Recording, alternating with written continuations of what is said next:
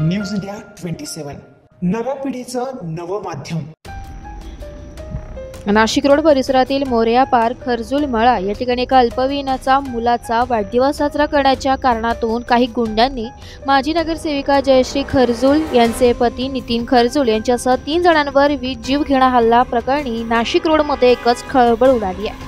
या घटनेची माहिती कळताच नाशिक रोड पोलीस ठाण्याचे वरिष्ठ पोलीस निरीक्षक रामदास शेळके यांसह पोलीस ठाण्याचे अधिकारी व कर्मचारी घटनास्थळावर दाखल झाले। जखमींना उपचारार्थ नाशिक रोड येथील जयराम हॉस्पिटल या ठिकाणी दाखल करण्यात आले असून अवघ्या काही मिनिटात जीव घेणा हल्ला करणाऱ्या संशयित आरोपींना नाशिक रोड पोलिसांनी ताब्यात घेतले।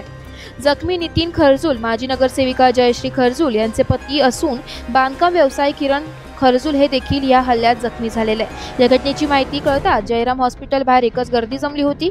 घडल्या प्रकरणाबाबत माहिती घेतली असता वाढदिवस साजरा करत असताना परिसर स्वच्छंद मांडत असल्याने नितीन खरजूल व त्यांच्या सहकाऱ्यांनी संबंधितांना समजवण्याचा प्रयत्न केला। रवींद्र गाडे व त्यांचा भाऊ संदीप पडवे यांच्यावर 5 ते 6 अज्ञात संशयितांनी यांच्यावर हल्ला चढवला। यामध्ये खरजूल हे गंभीर जखमी झाले असून त्यांच्यावर नाशिक रोड जयराम हॉस्पिटल येथे उपचार सुरू आहे। येथील वैद्यकीय अधिकाऱ्यांना विचारपूस केली असता 2 जणांची प्रकृती गंभीर असल्याचं सांगण्यात येतं।